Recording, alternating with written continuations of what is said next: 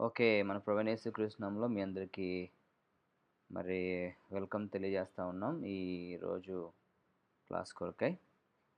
ఈరోజు మనం యాబేలు గ్రంథమును మనం ధ్యానం చేసుకోబోతున్నాం. పోయిన క్లాస్‌లో మనం అనేక విషయాలు హోషేయ గురించి తెలుసుకున్నాం. అండ్ హోషేయను గురించి తెలుసుకున్నప్పుడు హోషేయ యొక్క జీవితము ఏ విధంగా మరి యెహోవా దేవునితోనూ అట్లాగే ఇశ్రాయేల్ దేశంతోనూ పోల్చబడిందనే విషయాల గురించి లాస్ట్ టైం మనం ధ్యానం చేసుకున్నాం. అండ్ ఈరోజు మనం దేని గురించి ధ్యానం చేయబోతున్నామంటే యాబేలు గురించి మనం ధ్యానం చేయబోతున్నాం. యాబేలు గ్రంథం గురించి మనం చూడబోతా ఉన్నాం. సో, కొన్ని విషయాలు యాబేలు గురించి మనం తెలుసుకుందాం. నేను స్క్రీన్ షేర్ చేస్తాను. I think will all see thought.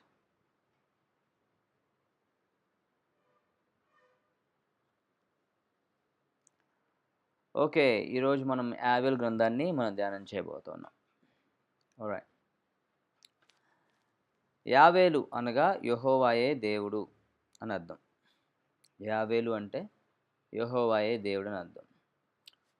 సీయోను గూర్చియు ఆలయ పరిచర్యను గూర్చియు తన గ్రంథముల్లో పలుమార్లు ప్రస్తావించుటను బట్టి యాబేలు యెరూషలేములో ప్రవచించి ఉన్నాడని చెప్పొచ్చు. సో, యెరూషలేము గురించి, దేవుని యొక్క ఆలయం గురించి, అట్లాగే దేవుని ఉగ్రత గురించి ఇలా యాబేలు అనేకమైనటువంటి విషయాలు ప్రవచించాడు.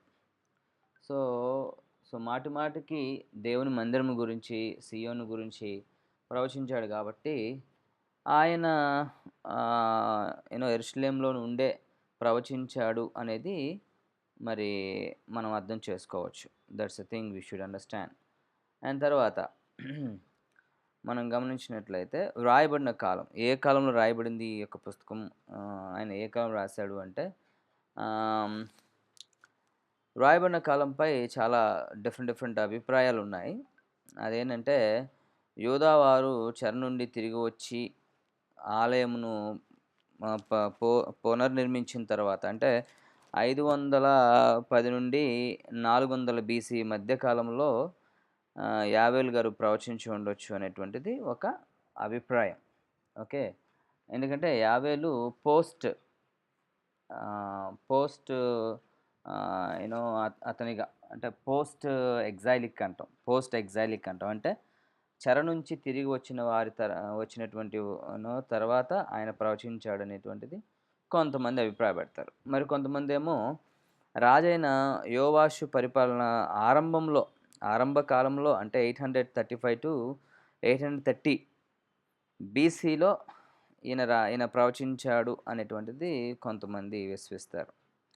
మరికొందరు యోవాషు కాలములో ప్రవచించిన ప్రవచనములు ఆలయమును పునర్నిర్మించబడిన తరువాత వ్రాయబడి ఉండవచ్చు అని కొంతమంది నమ్ముతారు. సో, పైది, రెండుది అంటే ఫస్ట్‌ది, సెకండ్‌ది కూడా 2 కరెక్టే అని కొంతమంది విశ్వసిస్తారు. మొత్తానికి యాబేలు ఎప్పుడు ప్రవచించారనేటువంటిది మరి ఓకే. ప్రస్తుతానికైతే మనకంత ఇంపార్టెంట్ ఏం కాదు.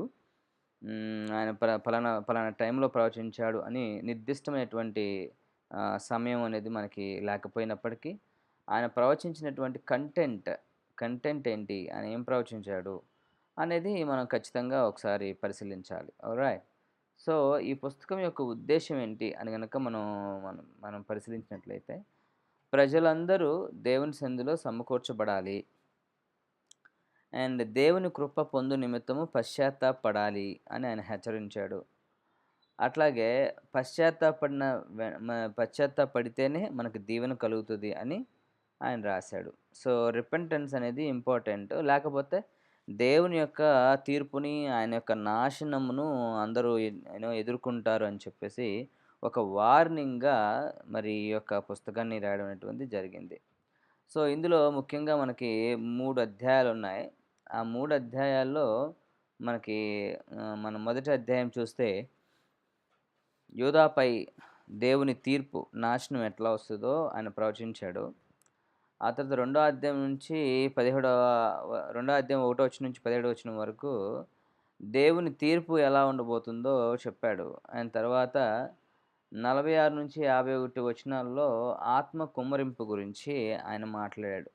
So, I just want you to please come back to the ఆహ్, యూ నో ఆహ్, యాబేలు గ్రంథంలోని 2వ అధ్యాయంలో మనము కొన్ని విషయాలను మనం ధ్యానం చేసుకుందాం. యాబేలు గ్రంథంలో 2వ అధ్యాయంలో కొన్ని విషయాలు మనం ధ్యానం చేసుకుందాం. అదేంటంటే ముఖ్యముగా, ముఖ్యముగా మనము చూడాల్సిన విషయం ఏంటంటే చాలా కాంట్రోవర్షియల్ ఇష్యూ అనమాట ఇది. చాలా కాంట్రోవర్షియల్ ఇష్యూ. ఎందుకంటే అపోస్తలుడైనటువంటి పేతురు గారు అపోస్తల కార్యములో 2వ అధ్యాయంలో అన్య భాషల చేత మాట్లాడుతున్నప్పుడు అనేక మంది వారిని అపార్థం చేసుకుంటూ ఉంటే, ఆయన యాబేలు యొక్క ప్రవచనం ఎత్తి, యాబేలు ప్రవచనం ఇప్పుడు జరుగుతుంది అని చెప్పి, ఆయన యాబేలు ప్రవక్త యొక్క ప్రవచనాన్ని కోట్ చేశారు. సో, మనం దాన్ని అక్కడ కూడా చూస్తాం. అపోస్తలుల 2వ అధ్యాయంలో కూడా చూస్తాం. రెండిటిని మీకు కంపారిజన్‌లో పెట్టి నేను మీకు తెలియజేస్తాను. Don't worry about thought. అయితే ఇక్కడ చూడండి ముఖ్యంగా యాబేలు గ్రంథం 2వ అధ్యాయములో 28వ వచనం నుంచి నేను చదువుతున్నాను. తరువాత నేను సర్వజనుల మీద నా ఆత్మను కుమ్మరింతును. మీ కుమారులను, మీ కుమార్తెలను ప్రవచనములు కందురు, కలలు కందురు. మీ యవ్వనులు దర్శనము చూతురు. ఆ దినములో నేను వారి మీదను, పనికత్తెల మీదను నా ఆత్మను కుమ్మరింతును. మరియు ఆకాశమందును, భూమి యందును మహత్కార్యములను అనగా రక్తమును, అగ్నిని, ధూమ స్తంభములను కనబరచెదను. యెహోవా యొక్క భయంకరమైన ఆ మహాదినము రాకమునుపు సూర్యుడు తేజోహీనుడగును, చంద్రుడు రక్తవర్ణమగును. యెహోవా సెలవిచ్చినట్లు సీయోను కొండ మీదను, యెరూషలేములోను తప్పించుకున్న వారును, శేషించిన వారిలో యెహోవా పిలుచువారు కనబడుదురు. ఆ దినమున యెహోవా నామమును బట్టి ఆయనకు ప్రార్థన చేయవారందరూ రక్షించబడుదురు.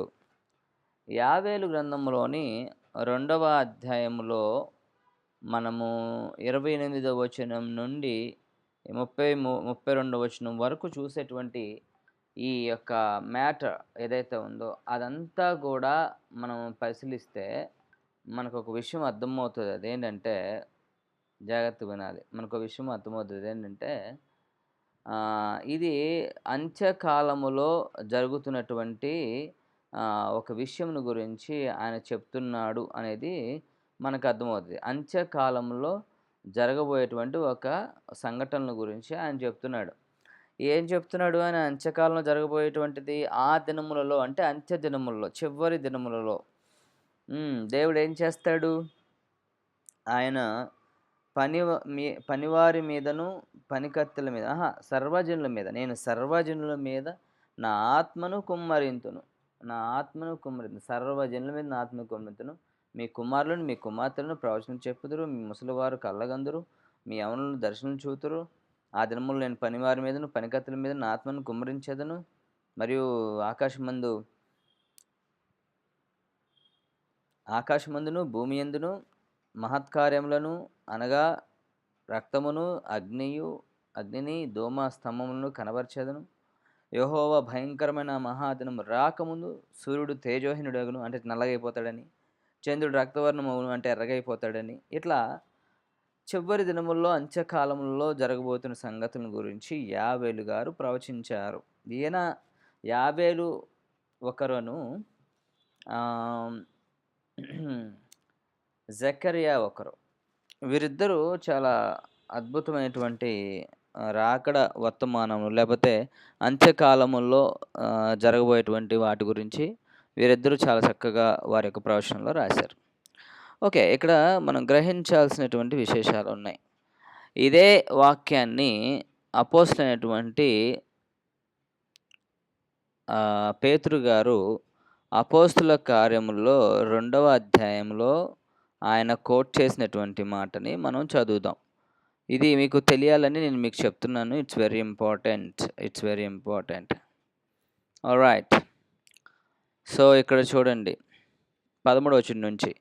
అంటే పరిశుద్ధాత్మ దేవుడు పెంతెకొస్తు దినమున సంఘం మీదకి వచ్చినప్పుడు అక్కడ ఉన్నటువంటి 120 మంది లేదా 12 మంది దేవుని వాక్కు శక్తి అనుగ్రహించబడిన కొలది వాళ్ళు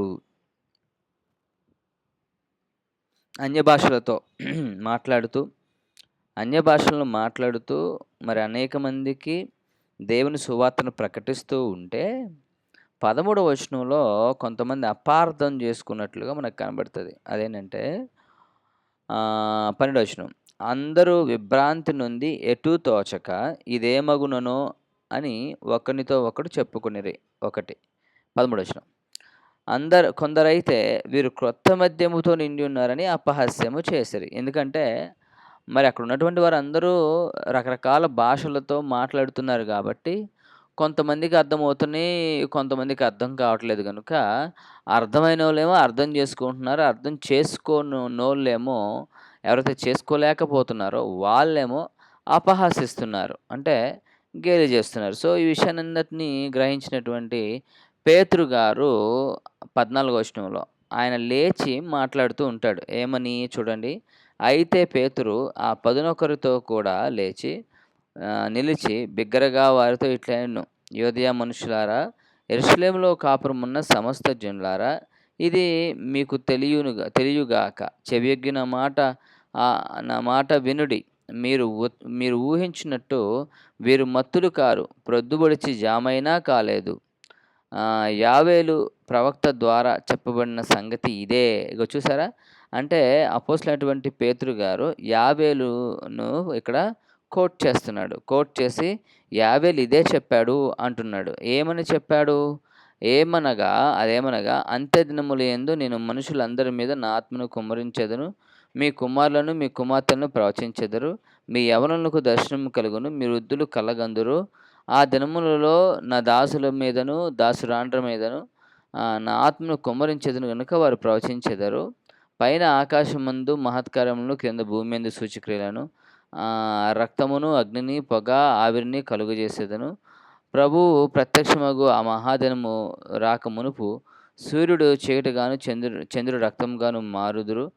అప్పుడు ప్రభువు నామమును బట్టి ప్రార్థన చేయవారందరూ రక్షించబడుదురని దేవుడు చెప్పుచున్నాడు. ఇశ్రాయేలు వారలారా, ఈ మాట వినుడి. దేవుడు నజరేయుడైన యేసు చేత అద్భుతములను, మహత్కారములను, సూచక్రియలను మీ మధ్యన చేయించి ఆయనను తన వలన మెప్పొందిన వానిగాను మీకు కనబరచును. ఇది మీరే ఎరుగుదురు. ఓకే, ఇక్కడ నౌ లిసన్ కేర్ఫుల్లీ. ఏం జరిగింది పెంతెకొస్తు దినము నాడు? 120 మంది మేడగదిలో ప్రార్థన చేస్తున్నారు.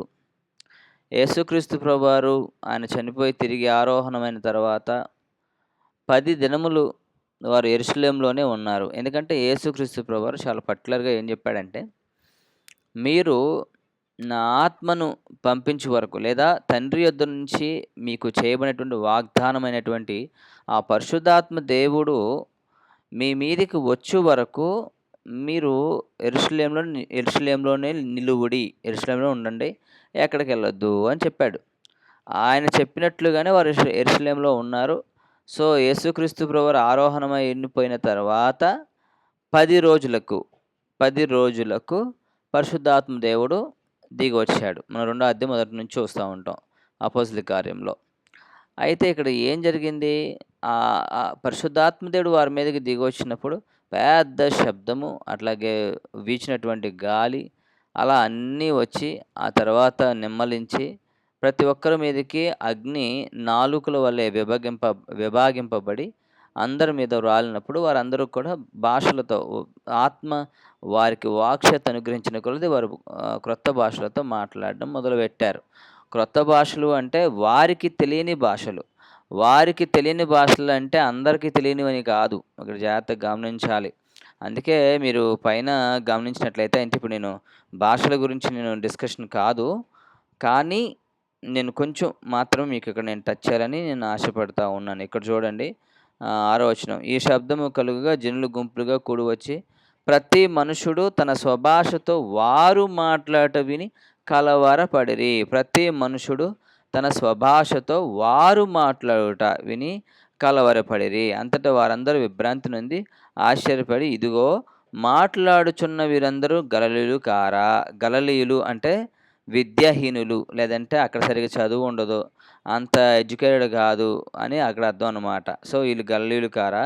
మనలో ప్రతివాడు తాను పుట్టిన దేశపు భాషతో వీరు మాట్లాడుట మనం వినుచున్నామే. వీళ్ళు మన దేశానికి ఎప్పుడూ రాలా, అసలు మన భాష ఏం నేర్చుకోలేదు, అసలు అలాంటిది ఏమీ జరగలేదు, కానీ మన భాష మాట్లాడుతున్నారేంటి, మన లోకల్ లాంగ్వేజ్ వీళ్ళు మాట్లాడుతున్నారేంటి అని వాళ్ళు ఆశ్చర్యపోయారు. ఎందుకంటే సువార్త ప్రబలునట్లుగా, సంఘము విస్తరించినట్లుగా దేవుడే పెంతెకొస్తు దినము నాడు పరిశుద్ధాత్మను పంపించి ఆత్మ వరముల్లో ఒకటైనటువంటి భాషలను అనేటువంటి వరమును దేవుడు ఇచ్చాడు. అలాంటి భాషలు మాట్లాడే వరంను దేవుడు ఇచ్చాడు కాబట్టే ప్రతి ఒక్కడికి కూడా వారి వారి భాషల ప్రకారం వారికి అర్థమైంది. ఎవరు మాట్లాడుతున్నారు, ఏం మాట్లాడుతున్నారు అనే విషయం అందరికి అర్థమైంది. అదే అర్థమైనోళ్ళేమో ఆశ్చర్యపోయారు, అర్థం కానోళ్ళేమో హేళన చేశారు. అలా హేళన చేసినందుకే అపోస్తలుడైనటువంటి పేతురు నించొని ఆయన మాట్లాడడం మొదలుపెట్టి ఆయన యావేలు ప్రవచనాన్ని కోట్ చేశాడు. వాస్తవానికి అపోస్తలుడైనటువంటి పేతురు గారు యావేలు ప్రవచనాన్ని ఇక్కడ కోట్ చేశాడు, కానీ యావేలు ప్రవచనం ఇక్కడ జరిగిందా అనేది మనం ఆలోచించాలి. ఒక్కసారి మనం దీన్ని స్క్రూటనైజ్ చేద్దాం. స్క్రూటనైజ్ చేయడం అంటే ఆలోచిద్దాం, ఒకసారి తర్కించి చూద్దాం. ఓకే, సో యావేలు ఏం ప్రవచించాడో అది ఇక్కడ జరిగిందా చూద్దాం. ఓకే, సో 17వ వచనంలో 16 నుంచి, యావేలు ప్రవక్త ద్వారా చెప్పబడిన సంగతి ఇదే, ఏమనగా అంత్య దినముల యందు నేను మనుషులందరి మీద నా ఆత్మను కుమ్మరించేదను. ఫస్ట్ క్వశ్చన్, మనుషులందరి మీద ఆత్మ కుమ్మరించబడిందా పెంతెకొస్తు దినము నాడు? ఉన్నారా మీరు? ఓకే, మనుషులందరి మీద దేవుని ఆత్మ కుమ్మరించబడిందా? First question. Answer is no. అందరి మీద కాదు, ఆ 120 మంది మీద లేదా 12 మంది మీద, అంతేగాని అందరి మీద కాదు. సో ఈ ప్రవచనాన్ని అపోస్తలుడైన పేతురు గారు ఇక్కడ కోట్ చేయనటువంటిది కరెక్ట్ కాదు. ఓకే, గుర్తుపెట్టుకోండి. అపోస్తలుడైన పేతురు గారు ఈ ప్రవచనాన్ని కోట్ చేశారు. ఆయన చేసిన కోటింగ్ ఏదైతే ఉందో వాస్తవానికి అది రాంగ్ కోటు. అంటే ఆయన తప్పుగా యావేలు యొక్క ప్రవచనాన్ని పేతురు గారు ఇక్కడ కోట్ చేశారు. అంటే వేరేలా అనుకోవద్దు, గమనించండి. బైబుల్ తప్పు కాదు, లేదా ఈ పుస్తకమును రాసినటువంటి లూకా గారు కూడా తప్పు రాయలేదు. వాళ్ళు కరెక్ట్గానే రాశారు. అంటే అక్కడ ఏం జరిగింది, అపోస్తలుడైన పేతురు ఏం కోట్ చేశాడనే దాన్నే రాశారు తప్ప వీళ్ళేమి కల్పించి రాలేదు. అక్కడ మనం నిజంగా బైబిల్ యొక్క గొప్పతనాన్ని మెచ్చుకోవాలి. ఆల్రైట్. కాకపోతే పేతురు గారు యావేలు ప్రవచనాన్ని కోట్ చేశాడు. సరే, కొంతమంది ఏం నమ్ముతారంటే ఇది ఇక్కడ పార్షియల్లీ ఫుల్ఫిల్మెంట్ జరిగింది అని నమ్ముతారు. పార్షియల్ ఫుల్ఫిల్మెంట్ అని నమ్ముతారు. ఓకే, సరే అలాగే అనుకుందాం. అంటే ప్రతి ప్రవచనానికి కూడా, అంటే మోస్ట్ ఆఫ్ ద కొన్ని ప్రవచనాలు ఏమవుతాయి అంటే పార్షియల్ ఫుల్ఫిల్మెంట్ ప్రవచనాలు ఉంటాయి, కొన్ని ఏమో కంప్లీట్ ఫుల్ఫిల్మెంట్ ప్రవచనాలు ఉంటాయి, కొన్ని ఏమో మల్టీ ఫుల్ఫిల్మెంట్ ప్రవచనాలు ఉంటాయి, కొన్ని ఏమో సింగిల్ టైం ఫుల్ఫిల్మెంట్ ప్రవచనాలు ఉంటాయి. ఇలా ప్రవచనాల్లో రకరకాల ఫుల్ఫిల్మెంట్ అయ్యేటువంటి ప్రవచనాలు ఉంటాయి. సో కొంతమంది ఇది పార్షియల్ ఫుల్ఫిల్మెంట్ అంటారు. అంటే ఏంటంటే యావేలు ప్రవచించేటువంటి ప్రవచనము సంపూర్ణంగా ఇక్కడ జరగనప్పటికీ ఆ ప్రవచనం కొంత ఇక్కడ నెరవేరింది, కొంత పార్షియల్లీ కొంత నెరవేరింది ఇక్కడ అని కొంతమంది విశ్వసిస్తారు. సరే, ఏదేమైనా ఇక్కడ లూకా గారు తప్ప అంటే లూకా గారు తప్పేం కాదు. లూకా గారు పేతురు గారు ఏం చెప్పాడో, ఏం మాట్లాడాడో, ఎవరిని కోట్ చేశాడో ఉన్నట్టు రాశాడు. అది ఆయన తప్పేం కాదు, అండ్ బైబిల్ తప్పేం కాదు. కానీ పేతురు యావేలను కోట్ చేశాడు. అది వాస్తవానికి ఇక్కడ యావేలు ప్రవచనం నెరవేరిందా అంటే వాస్తవానికైతే ఇక్కడ నెరవేరలేదు. అదే విషయాన్ని గమనించండి దయచేసి. ఓకే, మళ్ళీ ముందుకెళ్దాం. సో మనుషులందరి మీద నా ఆత్మను కుమ్మరించెదను అన్నాడు. మనుషులందరి మీదన ఇక్కడ లేదు. మీ కుమారులు కుమార్తెలను ప్రవచించెదరు, ముసలివారు కళ్ళకు అందరూ యవనస్తులకు దర్శనము కలుగును అన్నాడు. వాస్తవానికి అక్కడ ఎవరు ఏ దర్శనము ఎవరు కనలేదు. ఏ కలలో ఎవరు కనలేదు. కానీ అది ఫ్యూచర్‌లో జరగబోతుందనే ఉద్దేశ్యంతో ఆయన చెప్పాడు. ఓకే. రైట్. 18వ వచనంలో ఆ దినముల్లో నా దాసుల మీదను, దాసురాండ్ర మీదను నా ఆత్మను కుమ్మరించేదను గనుక వారు ప్రవచించెదరు. వాస్తవానికి అక్కడ మనకి అట్లాంటిదేం కనబడలేదు. బట్ స్టిల్ ఇది కూడా జరగబోయేదే అనుకుందాం. పార్షియల్ ఫుల్‌ఫిల్‌మెంట్ అనుకుందాం. ఓకే. 19వ వచనం చూద్దాం. పైన ఆకాశమందు మహత్కార్యములను, క్రింద భూమి మీద సూచక్రియలను, రక్తమును, అగ్నిను, పొగ, ఆవిరిను కలుగజేసేదను అన్నాడు. వాస్తవానికి యాబేలు ఏం చెప్పాడు? యాబేలు చాలా క్లియర్‌గా ఏం చెప్పాడంటే మీరు చూస్తే ఇక్కడ మరియు ఆకాశమందును, భూమి యందును మహత్కార్యములను అనగా రక్తమును, అగ్నిని, ధూమ స్తంభములను కనబరిచెదను. రక్తమును, అగ్నిని, ధూమ స్తంభములను. ఓకే. ఉదాహరణకి సూర్యుడు తేజోహీనుడవుతాడు. ఓకే. చంద్రుడు రక్తవర్ణం అవుతాడు. అంటే రక్తమును, అగ్నిని, ధూమ స్తంభములను కనబరిచెదను. సో, ఇక్కడ పేతురు గారు ఏం చెప్తున్నాడంటే ఆ దినం ఓకే. కిందకొస్తే పైన ఆకాశమందు మహత్కార్యములు, కింద భూమి యందు క్రియలను, రక్తమును, అగ్నిని, పొగ, ధూమ అంటే పొగ అనమాట. అగ్నిని, పొగ, ఆవిరిని కలుగజేసేదనని దేవుడు చెప్పాడని చెప్పాడు. వాస్తవానికి పెంతెకొస్తు దినం నాడు అసలు ఏమి జరగల. ఏం జరగల? ఆకాశమందు ఎటువంటి మహత్కార్యములు జరగల. అగ్ని, రక్తము, పొగ ఇవన్నీ అసలు ఏమీ కనబడల ఆ రోజున. కానీ అపోస్తలుడైన పేతురు గారు యాబేలుని కోట్ చేశాడు. ఆ విషయాన్ని మనం గమనించాలి.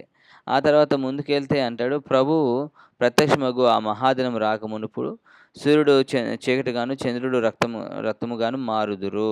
అది కూడా ఆ రోజున జరగల. అప్పుడు ప్రభువు నామమును బట్టి ప్రార్థన చేయవారందరును రక్షణ పొందుదురని దేవుడు చెప్తున్నాడు. ఆ రోజున అట్లాగే జరిగింది. అట్లాగే అంత్యకాలంలో కూడా అట్లాగే జరుగుతది. ఎట్లా జరుగుతది? ప్రభువు నామమును బట్టి ప్రార్థన చేయవారందరూ కూడా రక్షించబడుదురు. వాస్తవానికి పెంతెకొస్తు దినం నాడు కూడా అనేక మంది రక్షించబడి 3,000 మంది మరి బాప్తిస్మం తీసుకొని వాళ్ళందరూ కూడా దేవుని సంఘంలోనికి చేర్చబడ్డారనే సంగతి మనం అక్కడ చూస్తాం. ఓకే అండి. సో, ప్రభువు నామమును బట్టి ప్రార్థన చేయవారందరూ రక్షణ పొందుదురని దేవుడు చెప్పుచున్నాడు. ఓకే. రైట్. 22వ వచనం. ఇశ్రాయేలులారా ఈ మాటలు వినుడి. ఓకే. ఇక్కడ మనం ఇంకా ఆయన స్టేట్మెంట్‌కెళ్ళిపోయి యేసుక్రీస్తు ప్రభువారిని దావీదు కుమారునిగా ఆయన చూపించడానికి ఇక్కడ ప్రయత్నం చేశాడు. ఆయన దావీదు కుమారునిగా యేసుక్రీస్తు ప్రభువారిని పోర్ట్రేట్ చేశాడు. అండ్ అనేక రుజువులు ఇప్పించాడు. ఆ తర్వాత కీర్తన గ్రంథం నుంచి కొన్ని కీర్తనలు కోట్ చేశాడు. అలా కొన్ని పేతురు గారు చేసినటువంటి మొట్టమొదటి ప్రసంగం. ఆ ప్రసంగానికి 3,000 మంది కదిలించబడి వారందరూ కూడా బాప్తిస్మం తీసుకున్నట్లుగా మనకి బైబుల్ తెలియజేస్తుంది. అయితే ఇక్కడ మనం ఎందుకు నేను మళ్ళీ అపోస్తల కార్యంకొచ్చానంటే, యాబేలు ప్రవచించినటువంటి ప్రవచనాన్ని అపోస్తలుడైన పేతురు గారు 2వ అధ్యాయంలో అపోస్తల కార్యంలో కోట్ చేశాడు. కానీ వాస్తవానికి అక్కడ యాబేలు ప్రవచనం ఏమీ కూడా అక్కడ నెరవేరలేదు. కొంతమంది మాత్రం పార్షియల్ ఫుల్‌ఫిల్‌మెంట్ అంటారు. పార్షియల్ అంటే కొంచెం నెరవేరింది. ఆయన ప్రవచనాల్లో మొత్తము కాదు, ఉన్నదున్నట్టు కాకుండా, మొత్తం కాకుండా కొంచెం నెరవేరింది అని చెప్పి కొంతమంది అంటారు. బహుశా అట్లాగా అనుకుందాము అనుకుంటే ఓకే. లేదంటే లేదు. కానీ మరి అదేంటండి? మరి అదేంటి అపోస్తలుడైన పేతురు గారు కోట్ చేశాడు కదండీ! అంటే ఆఫ్‌కోర్స్ పేతురు కోట్ చేశాడు. దానికి దేవుడు బాధ్యత తీసుకోడు. ఓకే. ఎందుకంటే పేతురు గారు ఆ యొక్క విషయాన్ని కోట్ చేసినా అక్కడ ఎగ్జాక్ట్‌లీ యాబేలు ప్రవచనం అనేటువంటిది అక్కడ నెరవేరలేదు. సో, అపోస్తలుల కార్యం 2వ అధ్యాయంలో యాబేలు ప్రవచనం నెరవేరలేదు. ఈ విషయాన్ని దయచేసి అర్థం చేసుకోవాలి. Any questions?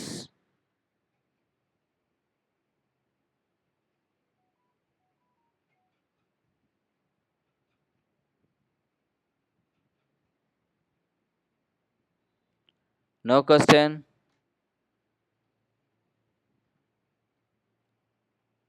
ఓకే. మీరు అదే యాబేలు గ్రంథంలో మనము 3వ అధ్యాయంలో కూడా మనం చూస్తే దేవుడు యెరూషలేం పట్టణం గురించి, అట్లాగే ఆయన తీర్పును గురించి అనేకమైన చోట్ల ఆయన ఎక్స్‌ప్లెయిన్ చేస్తాడు.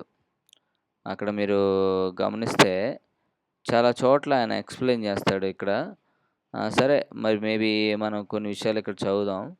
ఎక్కడ చదువుదామంటే 9వ వచనం నుంచి చదువుదాం. దయచేసి ఎవరైనా చదివి వినిపించండి.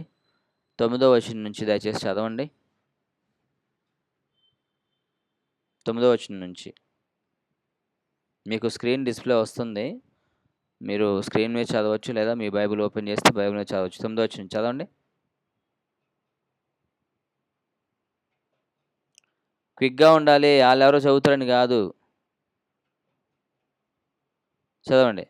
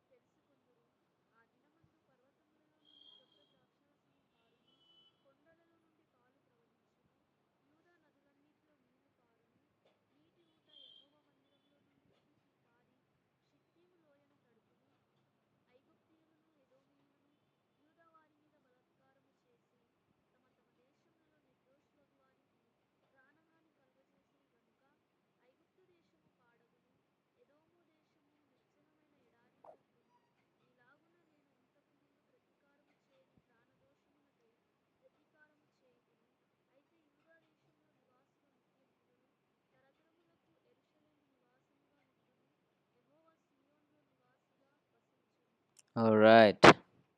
ఓకే. Thank you.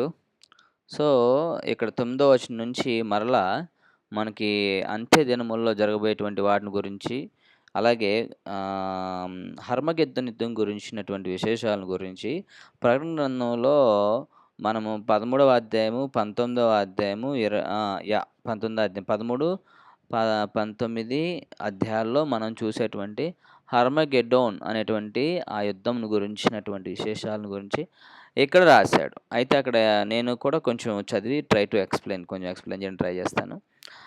అన్యజనులకు ఈ సమాచారం ప్రకటన చేయుడి, యుద్ధము ప్రతిష్ఠించుడి, బలాఢ్యులను రేపుడి, యోధులందరూ సిద్ధపడి రావలెను. మీ కర్రలను చెడగొట్టి ఖడ్గములు చేయుడి, మీ పోట కత్తులు చెడగొట్టి ఈటెలు చేయుడి. బలహీనుడు నేను బలాఢ్యుడిని అనుకొనవలెను. చుట్టుపట్ల ఉన్న అన్యజనులారా త్వరపడి రండి, సమకూడి రండి. యెహోవా నీ పరాక్రమశాలను ఇక్కడకు తోడుకొని రమ్ము. నలుదిక్కులున్న అన్ని జనులకు తీర్పు తీర్చుటకై నేను లోయలో ఆసీనుడగుదును. యెహోషాపాతు లోయ అంటే హర్మగెద్దోన్. యెహోషాపాతు లోయ అంటే హర్మగెద్దోన్ అని అర్థం అనమాట. నేను మీకు పిక్చర్‌లో చూపిస్తాను ఒక్క నిమిషం. The valley of VELLEY.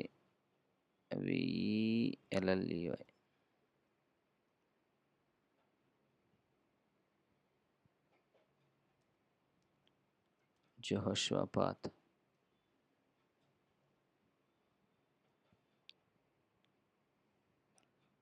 ఇదిగోండి. నేను మీకు ఇప్పుడు చూపిస్తున్నాను. దీన్నే యెహోషాపాతు లోయ అంటారు. Okay. The valley of Jehoshaphat. Probably picture is not that clear. The valley of Jehoshaphat. యెహోషాపాతు లోయ. యెహోషాపాతు లోయలోనే హర్మగెద్దోన్ యుద్ధం జరగబోతుంది. This is what. Okay. The valley of Jehoshaphat. Okay.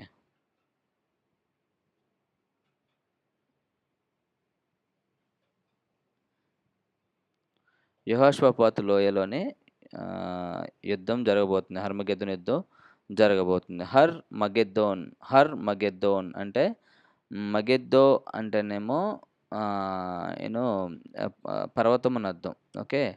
Her మగెద్దోన్ అనేటువంటి ప్రదేశంలో దేవుడు యుద్ధం చేయబోతూ ఉన్నాడు. ఓకే. ఎవరితో అంటే ఇశ్రాయేల్ ప్రజలతో 10 మంది రాజులు, తూర్పు నుంచి వచ్చిన రాజులందరూ కూడా యుద్ధం చేస్తారు. అయితే యేసుక్రీస్తు ప్రభువారు ఇశ్రాయేల్ ప్రజలను రక్షించడానికి, కాపాడడానికి ఆయన ఒలీవల కొండ మీద కాలు పెడతాడు. ఒలీవల కొండ మీద కాలు పెట్టి తన ప్రజలైన ఇశ్రాయేల్ ప్రజల్ని ఆయన రక్షిస్తాడు. సో హర్మగెద్దోన్‌లో అంటే జెహోషాపాత్ వ్యాలీలో ఈ యొక్క యుద్ధం జరగబోతా ఉంది. సో దాని గురించిన విశేషమే ఆయన అక్కడ ప్రవచిస్తూ ఉంటాడు. యెహోషాపాతు లోయ అని అక్కడ మనకి చాలా క్లియర్‌గా మనం అక్కడ చదువుతూ ఉంటాం. ఎన్నో వచనం ఎక్కడుంది ఇది? Okay. Just a minute. Okay. అన్యజనులకు తీర్పు తీర్చుటకై నేను యెహోషాపాతు లోయలో ఆసీనుడగుదును. అన్యజనులు లేచి అచ్చటికి రావలెను. పైరు ముదిరినది, కొడవలు పెట్టి కోయుడి. గానుగు నిండినది, తొట్లు పొర్లిపారుచున్నవి. జనుల దోషము అత్యధికమాయెను. మీరు దిగిరండి. తీర్పు తీర్చు లోయలో రావలసినది యెహోవా దినము వచ్చే ఉన్నది. తీర్పు తీర్చుటకై గుంపులుగా కూడి ఉన్నారు. అంతేనా? అంతే. తీర్పుకై జనులు గుంపులుగా కూడి ఉన్నారు. సూర్యచంద్రులు తేజోహీనులైరి, నక్షత్రములు కాంతి తప్పును. ఇగో ఇవన్నీ కూడా ఫ్యూచర్‌లో జరగబోయేటువంటివి. యెహోవా సీయోనులో నుండి గర్జించున్నాడు. యెరూషలేము నుండి ఆయన తన స్వరం వినబడజేయుచున్నాడు. భూమి ఆకాశం వణుకుచున్నవి. అయితే యెహోవా తన ప్రజలకు ఆశ్రయమగును. ఇశ్రాయేలుకు దుర్గంగా ఉండును. అన్యులకి మీదట దానిలో సంచరింపకుండా యెరూషలేము పరిశుద్ధ పట్టణముగా ఉండును. మీ దేవుడైన యెహోవా నేనే. నాకు ప్రతిష్టమగు సీయోను పర్వతమందు నివసించుచున్నానని మీరు తెలుసుకొందురు. ఆ దినమందు పర్వతముల నుండి కొత్త ద్రాక్షారసం పారును. అని నిజంగా ద్రాక్షారసం పారుతుందని కాదు. కొండల నుండి పాలు ప్రవహించడం నిజంగా పారుతుందని కాదు. అది అభివర్ణన. ఏంటయ్యా అంటే అట్లా దేవుడు సంపూర్ణమైన సంతృప్తి కలిగినటువంటి సమృద్ధిలోనికి దేవుడు నడిపిస్తాడు అని అర్థం. అంతేగాని నిజంగా కొండల నుంచి పాలు, కొండల నుంచి కొత్త ద్రాక్షారసం, పర్వతం నుంచి కొత్త ద్రాక్షారసం, నదుల్లో నీళ్ళు పారడం అక్కడ దాకా ఓకేలే. కానీ కొండల నుంచి పాలు, తేనె ఇవన్నీ కూడా అభివర్ణన అనమాట. అంటే జస్ట్ కేవలం ఒక అలంకార రూపంగా అర్థం అవ్వడం కోసం అలా చెప్పడం అనమాట. అంతేకాని నిజముగా కొండల నుంచి పాలు లేదంటే ద్రాక్షారసం వస్తుందని కాదు. ఓకేనా? సో యోర్దా నదులన్నిటిలో నీళ్లు పారును. నీటి ఊట యెహోవా మందిరములో నుండి ఉబికి పారి షిత్తీము లోయను తడుపును. యెహోవా మందిరం నుండి ఉబికి పారి అంటే యెరూషలేములో ఉన్నటువంటి దేవాలయమునకు ఒక అండర్‌గ్రౌండ్ వాటర్ ఫెసిలిటీ అనేటువంటిది రాజుల కాలంలో నిర్మించబడింది. ఓకే. అండర్‌గ్రౌండ్ వాటర్ ఫెసిలిటీ అనేటువంటిది నిర్మించబడింది. సొరంగం అనేటువంటిది. అందులో నుంచి వాటర్ ఉబికి వస్తది ఆ కొండలో నుండి యాక్చువల్‌గా. ఓకే. సో అక్కడ దాని గురించి ఆయన చెప్తా ఉన్నాడు ఇక్కడ. ఓకే. సో ఎక్కడుందండి? షిత్తీము లోయను తడుపును. ఓకే.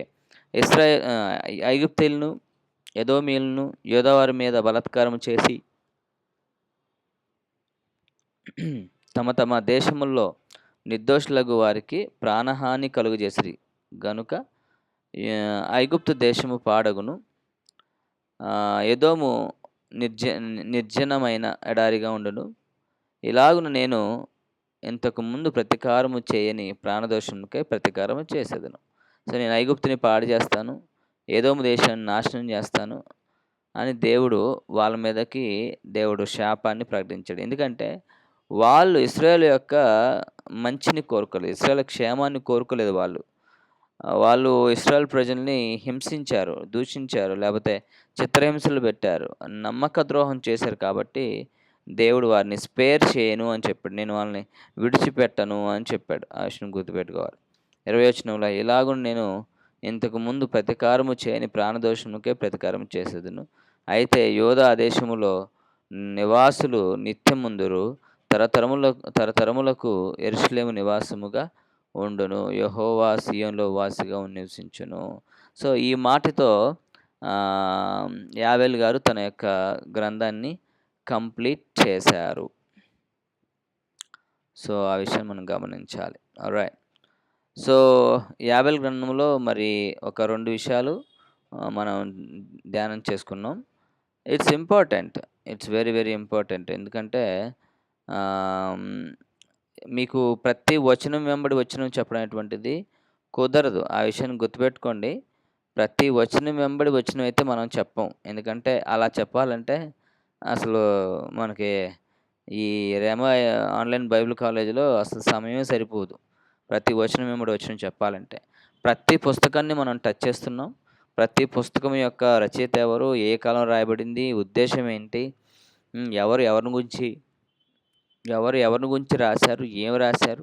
ఆ ప్రవచనాల నెరవేర్పు ఏంటి? ఎంతవరకు అలా జరిగినాయి, జరగలేదా?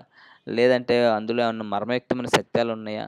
అని తెలుసుకున్నట్లుగా మనం ప్రతీది కూడా వివరిస్తున్నాం. ఇక్కడ ఆ విషయం గుర్తుపెట్టుకోవాలి. ఓకేనా? సో, ఇది బైబిల్ స్టడీ లాగో లేకపోతే ఏదో చిన్న క్లాస్‌లాగా ఎళ్ళేటువంటిది కాదిది. ఓకే. మీరు బైబిల్ స్టడీ చదువుకుంటే మీకు అర్థమయ్యే విశేషాలు కాదు. ఇప్పుడు నేను ఎక్స్‌ప్లెయిన్ చేసినన్నీ గూడా.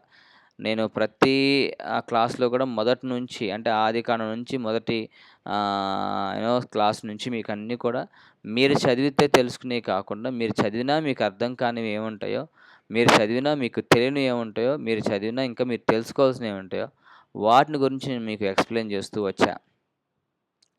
సో, ఆ విషయాన్ని మీరు గమనించాలి. ఓకే. మీకు తెలియని వాటిని మీరు తెలుసుకుంటున్నారు కాబట్టే ఇది బైబిల్ కాలేజ్ అవుతుంది. ఓకే.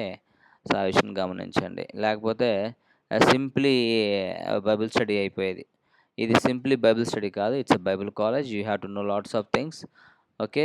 సో, ఆ విషయం మీరు గమనించండి. ఓకే. ఆమోసు గ్రంథాన్ని కూడా మనం ఈరోజు ధ్యానం చేయబోతా ఉన్నాం. ఆమోసు గ్రంథానికి వెళ్తున్నాం. ఆమోసు అనగా భారము. ఆమోసు అనగా భారము. యెషయా, మీకా, యోనాలకు సమకాలికుడు ఈ ఆమోసు. అంటే యెషయా, మీకా, యోనాలు ప్రవచించినప్పుడు ఆమోసు కూడా ప్రవచించాడు. ఆయన కూడా సమాన కాలంలో జీవించాడు. ఆ విషయాన్ని అర్థం చేసుకోవాలి. యెరూషలేమునకు దక్షిణంగా ఉన్న 12 మైళ్ళ దూరంలో ఉన్న తెకోవ అనేటువంటి గ్రామంలో నివసించేటువంటి వాడనమాట ఇతను. తెకోవ అనేటువంటి గ్రామంలో నివసించేటువంటి వాడు. మరియు గొర్రెల కాపరి ఈ ఆమోసు. ఆమోసు గారు గొర్రెల కాపరి. ఓకే. ఆ తర్వాత ఇశ్రాయేలు రాజైన యరొబాము 2 దినముల్లో పరిచర్య జరిగించున్నాడు ఈయన. ఇశ్రాయేలు రాజు అయినటువంటి యరొబాము 2, జెరొబాము 2 అంటాం. ఆయన కాలంలో పరిచర్య చేశాడు. ప్రవచనాలు చెప్పాడు. ఆ తర్వాత ఇశ్రాయేలు పట్ల దేవుని ఉద్దేశాన్ని దర్శన రూపంలో చూశాడు. దేవుడు ఆయనకి దర్శనాలు చూపించాడు ఆమోసు గారికి. సో, ఆ దర్శనాలని ఆయన ఇక్కడ ఎత్తి రాసి చూపించాడు. Somebody saying something? ఎవరైనా మాట్లాడుతున్నాడండి? ఆల్రైట్. ఓకే. అందరూ ఉన్నారా? ఒకసారి మీ డిజిటల్ చేతులు ఎత్తండి.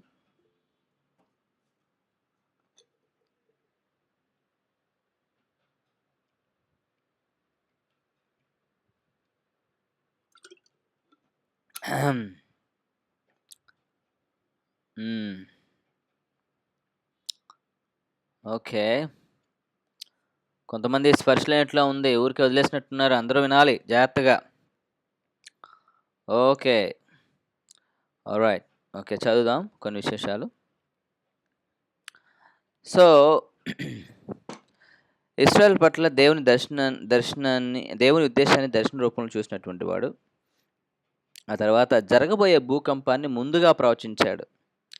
అంటే ఆమోసు గారు ప్రవచనాల్లో ఒక పెద్ద భూకంపం ఒకటి రాబోతుందని ఆయన ప్రవచించాడు ఇస్రాయేల్ దేశంలో. సో, ఆయన ప్రవచించినట్లుగానే పెద్ద భూకంపం వచ్చింది. యెరోబాము దినముల్లో పెద్ద భూకంపం వచ్చింది.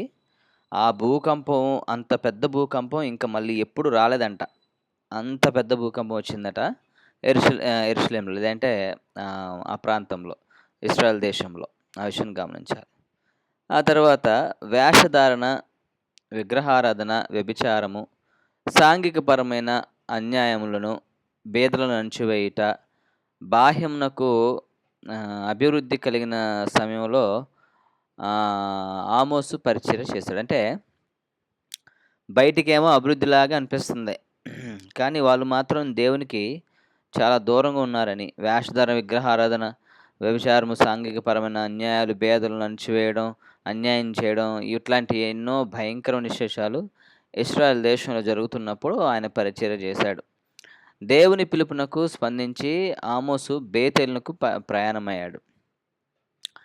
అవిధేయుల మధ్య దేవుని వర్తమానం అందించాడు ఆమోసు. ఈయన ఒక గొర్రెల కాపరి. ఆ విషయాన్ని మీరు అర్థం చేసుకోవాలి. ఒక గొర్రెల కాపరి. రైట్. అండ్ నౌ గ్రంథ విభజన చూద్దాం. 9 అధ్యాయాలు మొత్తం.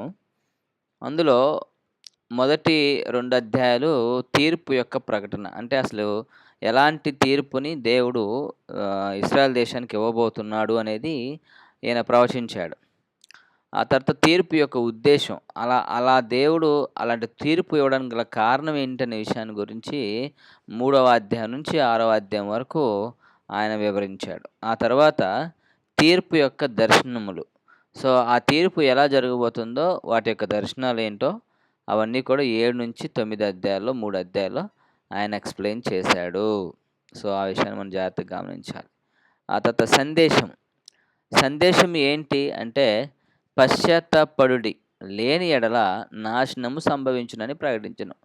వర్తమానాన్ని జీర్ణించుకోలేనటువంటి ఇశ్రాయేలు కోపముతో ఆమోసును బహిష్కరించారు. ఈయనంతా అబద్ధాలు చెప్తున్నాడు. ఈయన అన్నీ మనకి నాశనాల గురించి మాట్లాడుతున్నాడు. దేవుడు తీర్పు తీరుస్తాడంట. మనం నాశనం అయిపోతామంట. ఒక పెద్ద భూకంపం వస్తదంట. ఇంక అట్టంట, ఇట్టంట, ఈయన అసలు ఇది కాదు, ఈయన దొంగ ప్రవక్త, అది ఇది అని చెప్పేసి ఆయన్ని బట్టి చాలా కోపంగా ఉన్నారు ఇశ్రాయేల్ ప్రజలందరూ గూడా.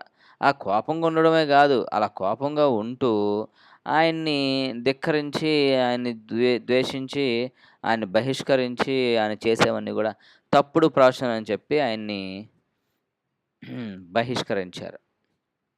ఆ విషయాన్ని మనం చూస్తా ఉంటాం. 3వ వచనంలో 3వ అధ్యాయం 3వ పాయింట్‌గా మనం చూస్తే, యోదాకు తిరిగి వచ్చి తన సందేశాన్ని రాయడం ఆరంభించాడు మరలా. ఎందుకనగా ప్రవచన పూర్వకముగా హెచ్చరిక కలిగిన వ్రాతిపతిని రాజని యెరోబాముకు పంపించడానికి. యెరోబాముకి ఒక పత్రికను పంపించడానికి యోధా ప్రాంతానికి మరలా వచ్చి హెచ్చరిక పత్రికను పంపించడానికి ఆయన వచ్చాడు. రాయడానికి ప్రారంభించాడు. అంటే ఏంటి? ఆ యెరోబాము రాజుని హెచ్చరించడం. ఎందుకని? అబ్బాయి, నువ్వు వేషధారణలో ఉన్నావు, భయంకరమైన అన్యాయాలు జరుగుతున్నాయి, సాంఘికపరమైన అన్యాయాలు, బీదలను అణచివేయడము, విగ్రహారాధన భయంకరంగా జరుగుతోంది. ఇట్లాంటి యూనో కీడంతా కూడా నువ్వు దేశంలో ఉంచుకొని దేవుని యొక్క కృపను ఎలా ఎన్నుకుంటావు? ఎలా ఆశిస్తావు? సో, అదంతా జరిగే విషయం కాదు. ఇదిగో భూకంపం వస్తుందని దేవుడు చెప్తున్నాడు. నాశనము రాబోతా ఉంది. కాబట్టి జాగ్రత్త పడు అని చెప్పి యెరోబాముకి ఉత్తరం రాయడానికి ఆయన మరలా యోధా ప్రాంతానికి తిరిగి వచ్చాడు. అలా వచ్చి ఆయన ఇయన్నీ కూడా ఖండించాడు. వేషధారణ, విగ్రహారాధన, వ్యభిచారం, సాంఘికపరమైన అన్యాయాలు, భేదం, లంచవేయడం, బాహ్యమునకు అభివృద్ధి కలిగినటువంటిగా నటించడం, ఇవన్నీ కూడా ఆయన ఖండించి ఇశ్రాయేల్ ప్రజల్ని ఒక త్రోవలో పెట్టడానికి దేవుడు ఆమోసు ప్రవక్తని దేవుడు ఎన్నుకున్నాడు. సో, దేవుని తీర్పుని ఆమోసు ప్రవక్త ప్రవచించినట్లుగా మనము చూస్తూ ఉన్నాం. సరే, if there is possibility, we'll try to read something else. All right.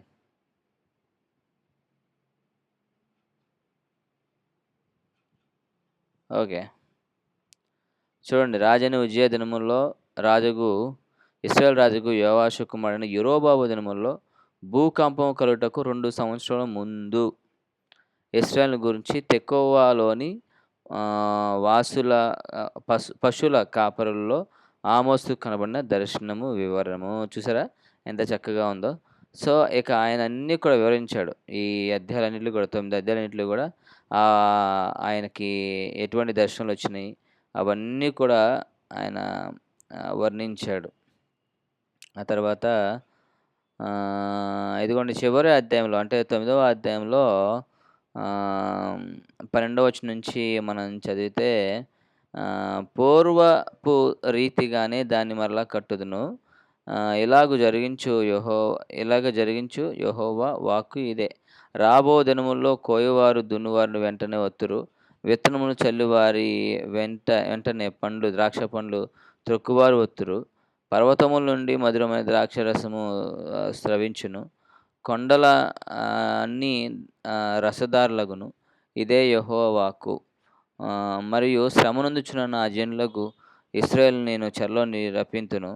పాడైన పట్టణం మరలా కట్టుకుని వారు కాపురముందురు. ద్రాక్ష తోటలు నాటి వాటి రసమును త్రాగుదురు. వనములు వేసి వాటి పండ్లను తిందురు.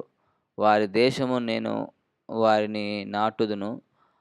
నేను వారికిచ్చిన దేశంలో నుండి వారు పెరికివేయబడరని నీ దేవుడైన యెహోవా సెలవిచ్చున్నాడు. సో, ఇదంతా కూడా ఎప్పుడు అంటే భూకంపం అయిపోయిన తర్వాత, దేవుని యొక్క తీర్పు అయిపోయిన తర్వాత దేవుడు మరలా వాళ్ళని ఎట్లాగా వారి దేశంలో మరలా వారిని స్థిరపరుస్తాడో, ఎలాగ వారు మరలా సమృద్ధిలోనికి వెళ్తారో, ఎలాంటి చక్కని పంటలు పండుతాయో, ఎలాగ అభివృద్ధి ఉంటుందో అవన్నీ కూడా మళ్ళీ ఇక్కడ దేవుడు వాగ్దానం ప్రామిస్ చేసినవన్నీ కూడా ఇక్కడ ఎక్స్‌ప్లెయిన్ చేశాడు ఆమోసు గారు. ఓకే. సో, ఆమోస్ మీరు మీరు బైబిల్ చదవాలి. ఎక్కడేదో సార్ చెప్తున్నారు, మేము వింటున్నాం అంటే కాదు. ఈ ఆమోసు గారు ఏం ప్రవచించాడు, ఏ వచనాలు చెప్పాడు, లేకపోతే ఏ దర్శనాలను ఆయన కన్నాడు, అవన్నీ కూడా మీరు ఇక్కడ ఎక్స్‌ప్లెయిన్ చేయాలి. అంటే మీరు చదవాలి. చదివితేనే మీకు అర్థమవుతాయి. కొన్ని క్వెషన్స్ రైజ్ అవుతాయి. అట్లా మీరు ఇంకొంచెం ఎక్కువగా నేర్చుకునేటువంటి అవకాశం మీకుంటది. ఆ విషయాన్ని మీరు గమనించండి. ఆల్‌రైట్. ఓకే. సో, ఆమోసు గారి గురించినటువంటి సంఘటన అయితే ఇదనే విషయాన్ని మీరు గమనించాలి. ఓకే. తర్వాత మనకి ఆమోసు తర్వాత మనకి ఉన్నటువంటి వారు ఎవరంటే ఓబద్యా గారు ఉన్నారు. ఓబద్యా. సో, ఆయన్ని కూడా కొంచెం మనం టచ్ చేద్దాం.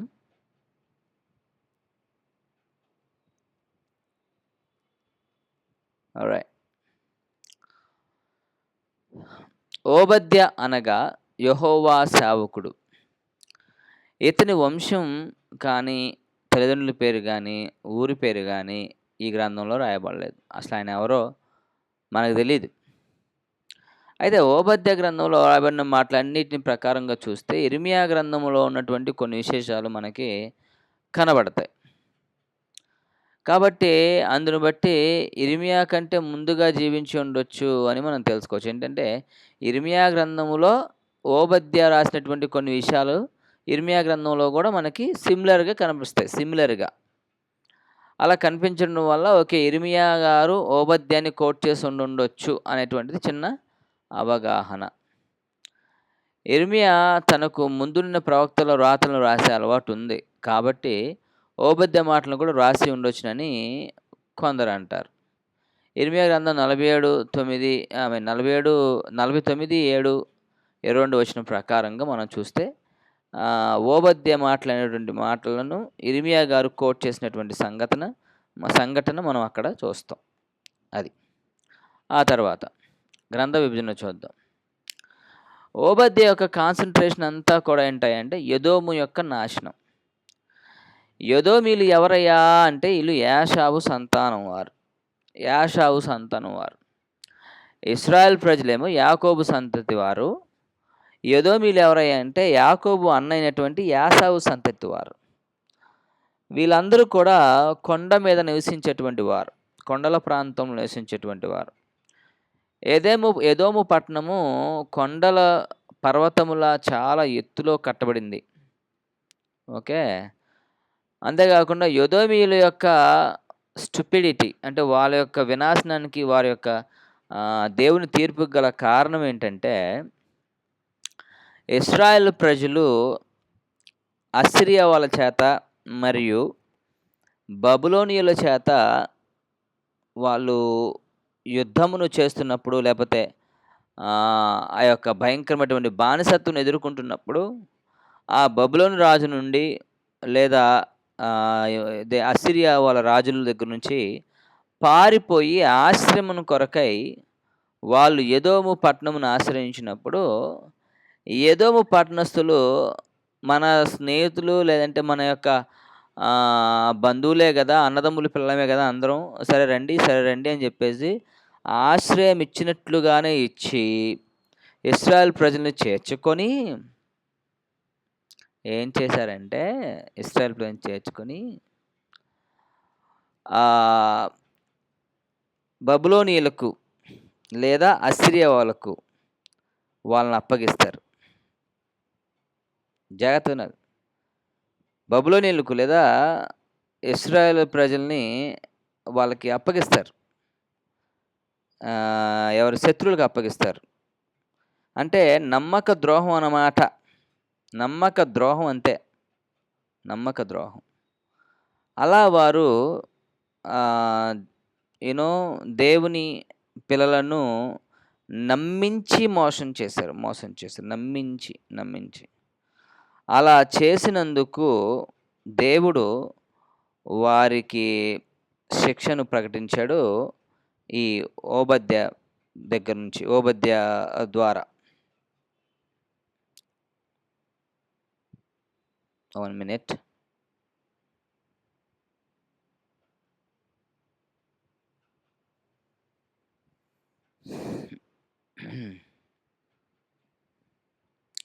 ఓకే, చూద్దాం. ఇక్కడ ఎదోము యొక్క నాశనం చూస్తున్నాం మనం.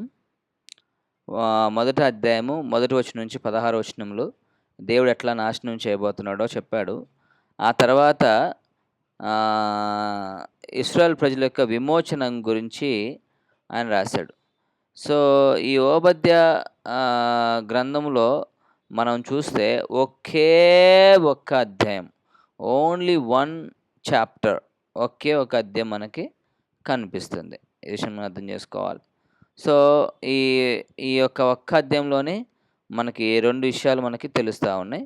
అదేంటంటే, మొదటిగా మరి ఎదోము యొక్క నాశనాన్ని దేవుడు ప్రవచించాడు 1 నుంచి 16 వచనాలు. ఆ తర్వాత ఇశ్రాయేల్ యొక్క విమోచనం గురించి 1 నుంచి 7 17 నుంచి 17 నుంచి 21 వచనాల వరకు మనం చూస్తే అక్కడ ఆయన రాసినట్లుగా మనం చూస్తూ ఉన్నాం. చూడండి, సందేశాన్ని చదువుదాం, జాగ్రత్తగా వినండి. ఎదోమీయులు యూదులు ఒకే సంతానంలో జన్మించినప్పటికీ, ఏంటి దాని అర్థం ఏంటి? ఎదోమీయులు యూదులు ఒకే సంతానం అంటే ఏంటి? ఇస్సాకు సంతానం.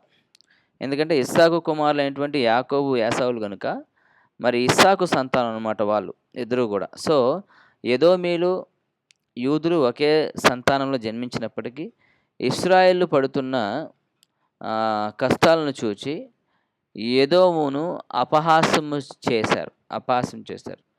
అంతేగాక ఎదోమీయులు అపహాస్యం చేశారు. అంతేగాక ఎదోమీయులు ఎదురాడే వైఖరిని ఇశ్రాయేలు ఎదుట ప్రదర్శించారు. తన ప్రజలకు సహాయం చేయకుండా వారిని చూచి అపహాస్యం చేయడం వలన దేవుడు వారిని నాశనంకు అప్పగించాడు. అంతేకాకుండా నమ్మక ద్రోహం అంటాం. సో నమ్మక ద్రోహాన్ని కూడా వాళ్ళు చేశారు. ఓకే, అందులో మొట్టమొదటిగా నేను ముందే మీకు చెప్పాను, ఎదోము పట్టణం అటువంటిది ఎక్కడ కట్టబడుతుందంటే పర్వతముల మీద కట్టబడేటువంటి పట్టణం అనమాట ఎదోము అనేటువంటి పట్టణం. సో ఆ పర్వతం మీద కట్టబడినటువంటి పట్టణం ప్రాకారం కానీ ఎత్తైన పట్టణం అనమాట. అది అసలు పర్వతం మీద ఉండడం ఒక ఎత్తు అయితే, అది ఇంకా దాని మీద ఇంకా హైట్గా దాన్ని కట్టుకోగలిగారు అనమాట. అంత పెద్దది. అందుకే వాళ్ళకి గర్వం ఉండేది ఎప్పుడు. ఎలాంటి గర్వం ఉండేదంటే, మమ్మల్ని ఎవడేమంటాడులే, మమ్మల్ని ఎవడేమంటాడు, మమ్మల్ని కొట్టేవాడు ఎవడున్నాడు, మేము ఎక్కడో ఏమంటారు దీని మీద ఉన్నాం, పర్వతం మీద ఉన్నాం, మమ్మల్ని ఎవ్వడు ఏమనలేడు అనేటువంటిది వాళ్ళకు ఉన్నటువంటి ధైర్యం. 1 minute. హలో హలో చెప్పండి. సార్, అదే కీబోర్డ్ నేర్పిస్తానని పెట్టారు కదా కోర్సు. అవునండి. ఎక్కడున్నారు మీరు? ఇక్కడ ఉన్నాం. ఎక్కడండి ఇక్కడంటే? బిల్డింగ్ కింద ఉన్నాం. సింగనగర్‌లోనా? సింగనగర్ బిల్డింగ్ కింద ఉన్నాం. మనకి 5:15 కల్లా ఓపెన్ అవుద్దండి. ఆహా. 5:15 కల్లా ఓపెన్ అవుతది. ఉమ్, అప్పుడు రండి సార్. ఉమ్, 5:15 కల్లా వచ్చేసేయండి. ఓకే. లేదంటే వెయిట్ చేయండి మేము చెప్తాము. హాఫ్ అన్ అవరే ఉందిగా, వెయిట్ చేయండి చెప్దాం. సరే సరే. ఓకే. కింద వెయిట్ చేయండి.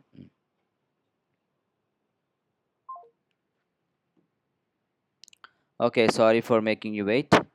All right. Yeah, let's try to read that one. Okay. ఇక్కడ మనం చూస్తే ఎదోమీయుల గురించి మనం చూసినట్లయితే వాళ్ళు ఎత్తైన ప్రాకారములైనటువంటి పెద్ద పెద్ద గోడలు కలిగినటువంటి పట్టణంను కలిగి వాళ్ళు గర్వించేవాళ్ళనమాట. మనల్ని ఎవడు పడగొడతాడు? మనల్ని ఎవడు అసలు ఆపుతాడు? అట్లా అనుకునేవాళ్ళు వాళ్ళు.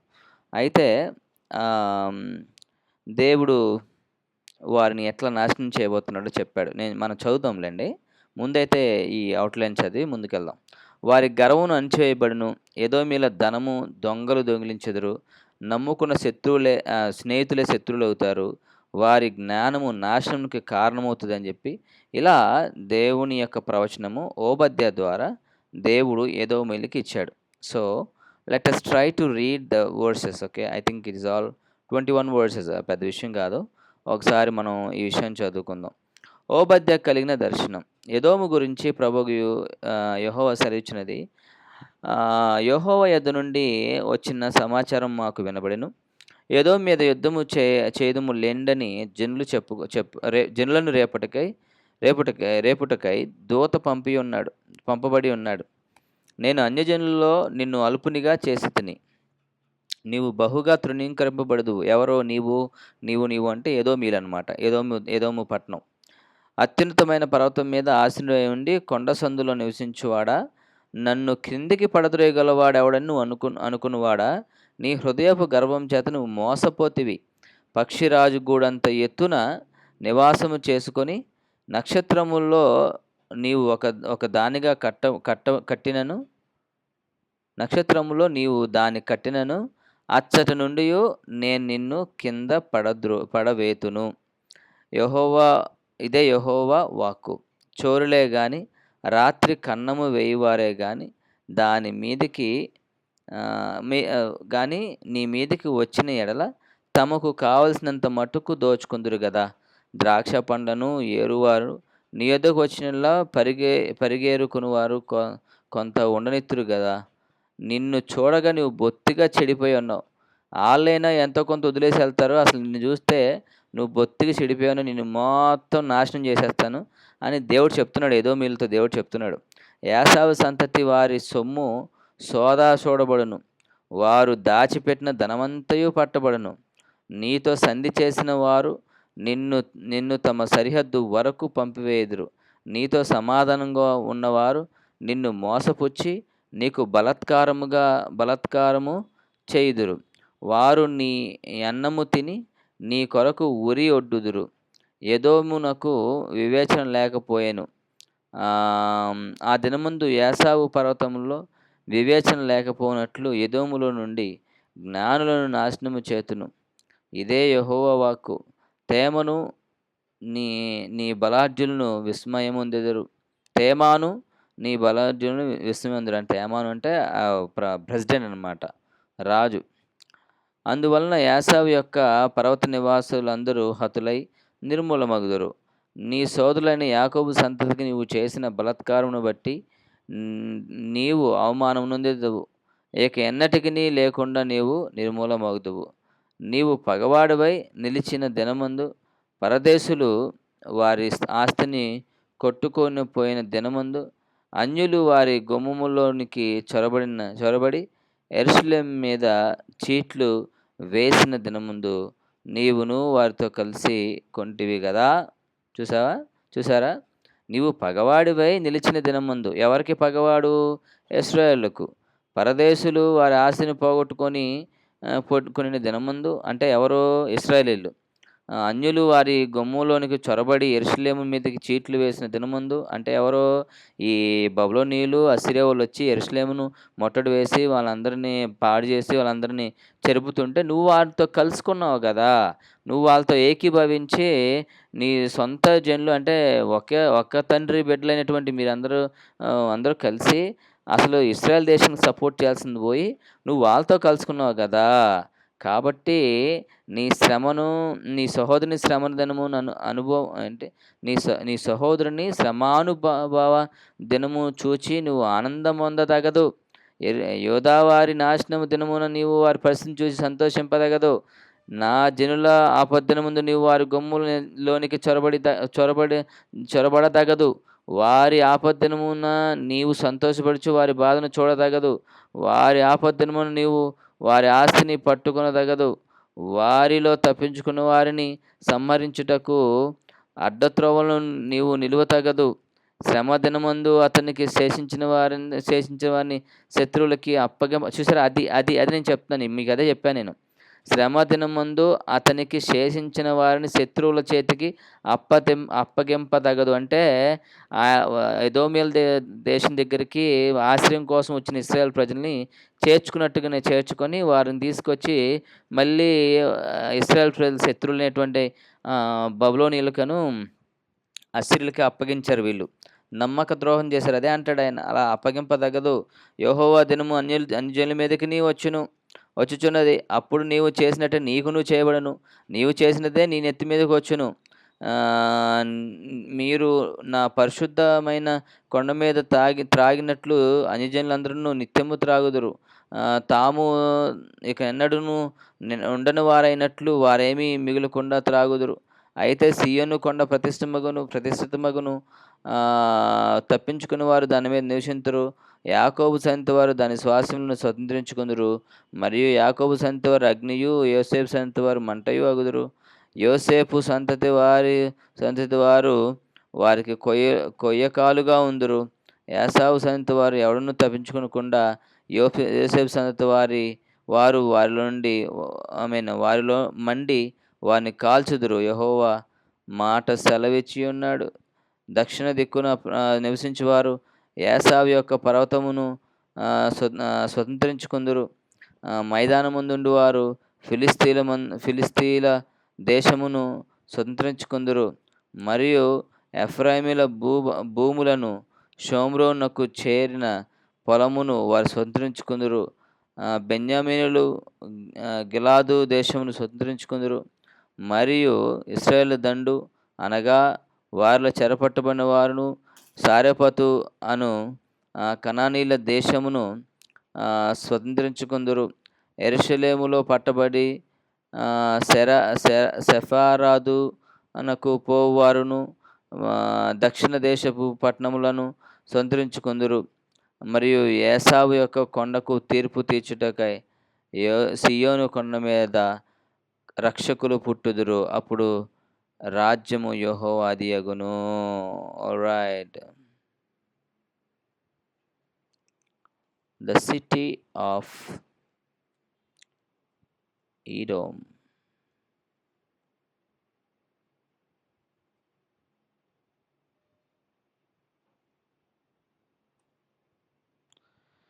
ఆల్రైట్, ఒకసారి చూడండి, ఈ పిక్చర్ని చూడండి,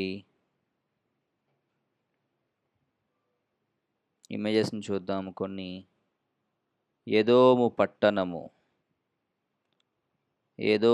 పట్టణము, ద సిటీ ఆఫ్ ఎడోమ్. అందరూ చూడగలుగుతున్నారానండి? అందరూ చూడగలుగుతున్నారా? ఉన్నారా? అసలు చేతులు ఎత్తండి.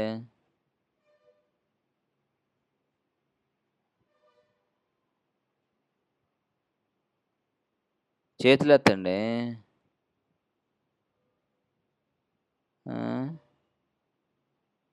ఓకే, చూడండి, ఎదోము పట్టణము.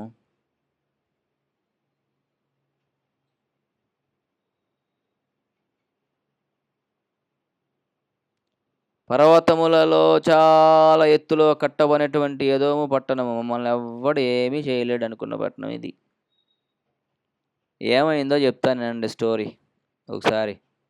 జాగ్రత్తగానండి, స్టోరీ అంతా చెప్తాను, జాగ్రత్తగానండి. వీళ్ళ పట్టణంకి ఎంత బలిష్టమైనటువంటి సెక్యూరిటీ ఉంటుందంటే, అసలు ముందు ఇంత హైట్ ఎవడెక్కడ ఫస్ట్.